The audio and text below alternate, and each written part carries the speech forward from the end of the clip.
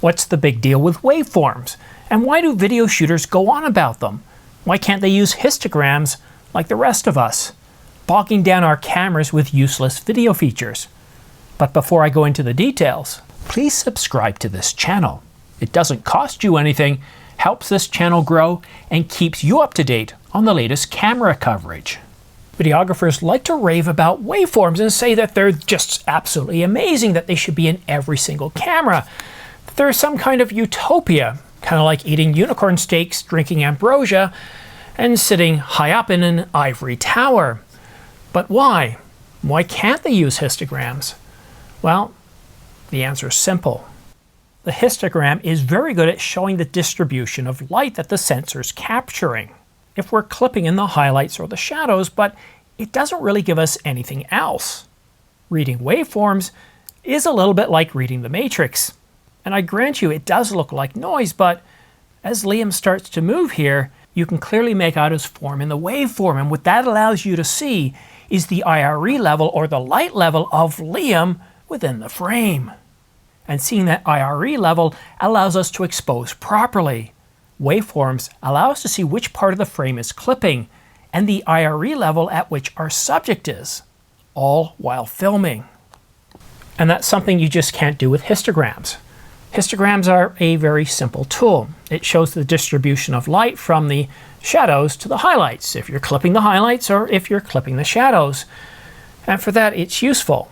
But to be able to determine if your subject is properly exposed, well, that's a bit of a challenge.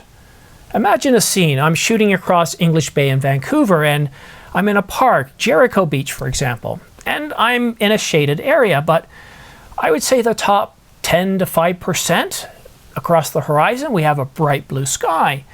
Now, what's going to happen with the evaluative is it's going to, well, make the overall frame look good. And what will quite often happen is the shadows, or where your subject is, the skin tones, it's going to be a little bit underexposed. And you might be wondering, well, why don't videographers adjust and use a different metering tool? Well, you can't. See, on most Canon cameras, at least stills hybrid cameras, you only get a single metering tool. And that metering tool is a variant of evaluative. And as a photographer, you can understand where the problem lies here. So to properly expose on a Mark I, for example, we have, well, the histograms, which we've already identified as not being very accurate. And of course, we have the exposure meter, again, not very accurate itself. Sometimes I'll shoot 2 stops overexposed or 2 spots underexposed, depending on where my subject is and the type of scene. But on the Mark I, and we'll get back into waveforms in a minute, but on the Mark I, because it doesn't have waveforms, and other cameras that don't have waveforms but have zebras, well, what I recommend doing is turning zebras on, setting zebras 1 to 35%. And again, this is based off Canon cameras. And then what I do is I go ahead and I assign this button here, the depth of field button, although Canon calls it something else, to toggle the zebras on and off. And then what that'll allow you to do is see everything in the field that's set to 35%. And that's going to allow you to get your exposure bang on for shooting video. But turning back to waveforms, what it shows us is a very dynamic scene, is how things moving across the frame, how we see those represented in the waveforms in the changing light pattern.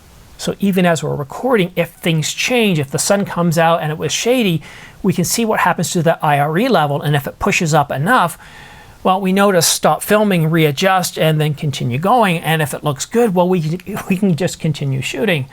That's one of the things I love about it. But to be able to see the IRE, to be able to use that in conjunction with zebras, I find that since I've been shooting with the R5 Mark II, I've never, ever had a scene where I looked at the shadows, the highlights, the midtones, or the skin tones, and thought, that didn't expose right. In fact, earlier today, I was at a fire department open house, and I thought several times it just didn't look good. I thought, this doesn't look great. I probably screwed it up, but you know what I did? I stuck to the fundamentals.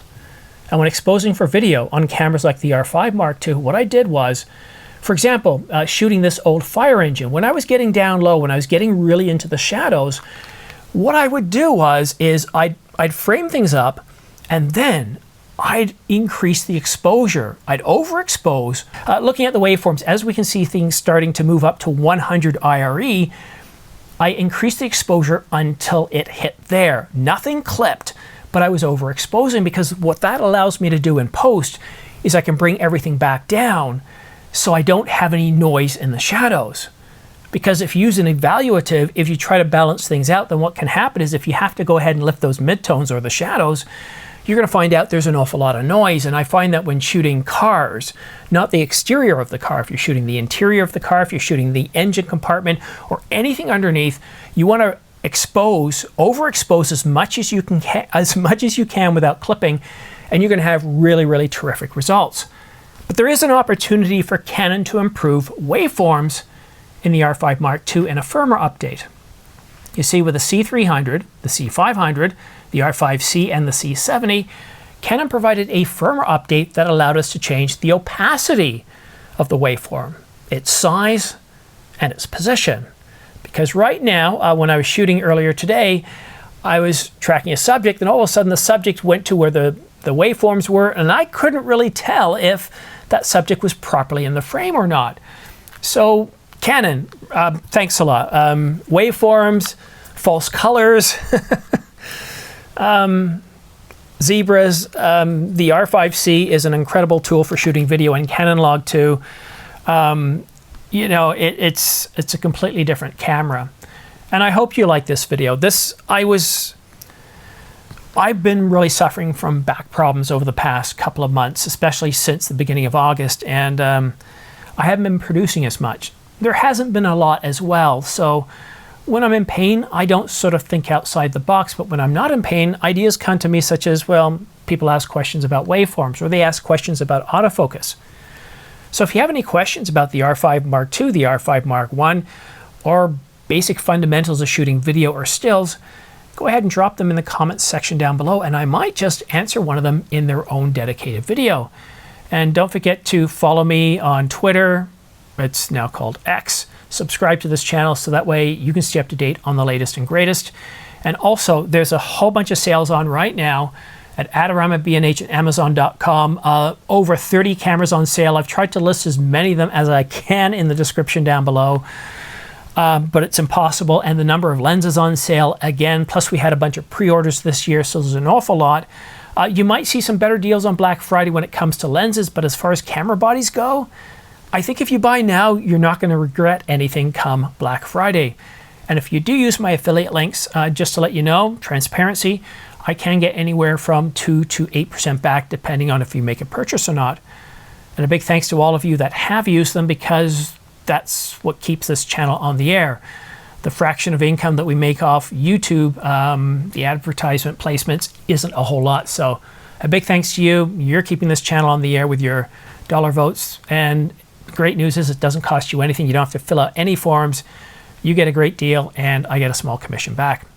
But that's it for now. Have yourself a great Sunday, a great week, and we'll see you again soon.